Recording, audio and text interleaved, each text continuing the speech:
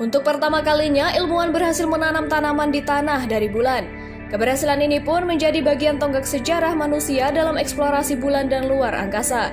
Dalam sebuah makalah baru yang diterbitkan dalam jurnal Communication Biology, penelitian dari University of Florida menunjukkan bahwa tanaman berhasil bertunas dan tumbuh di tanah bulan.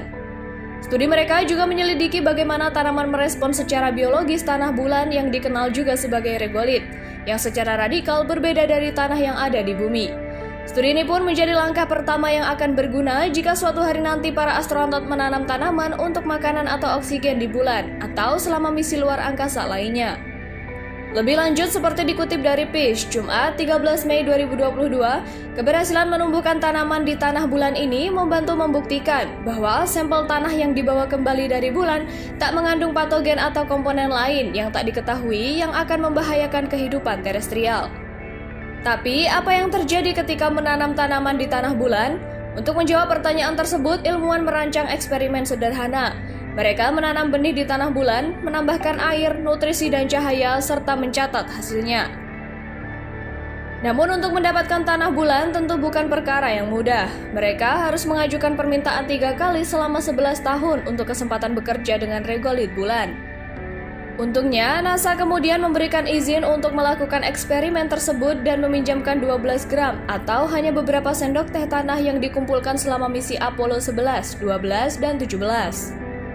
Untuk menumbuhkan tanaman tersebut, peneliti menggunakan lubang berukuran kecil di piring plastik yang biasanya digunakan untuk membiarkan sel.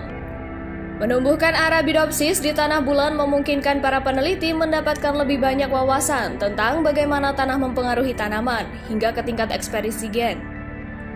Sebagai perbandingan, para peneliti juga menanam Arabidopsis di JCC1A, zat terestrial yang merupakan tiruan bulan, serta tanah Mars yang disimulasikan dan tanah terestrial dari lingkungan ekstrim.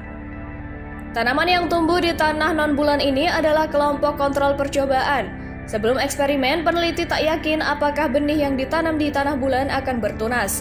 Dan ternyata hasilnya di luar dugaan, tanaman berhasil tumbuh. Namun seiring berjalannya waktu, peneliti mengamati perbedaan antara tanaman yang ditanam di tanah bulan dan kelompok kontrol. Dari situ, peneliti menemukan beberapa tanaman yang tumbuh di tanah bulan lebih kecil, tumbuh lebih lambat atau lebih bervariasi ukurannya daripada yang lainnya. Itu semua merupakan tanda-tanda fisik bahwa tanaman bekerja untuk mengatasi susunan kimiawi dan struktural tanah bulan.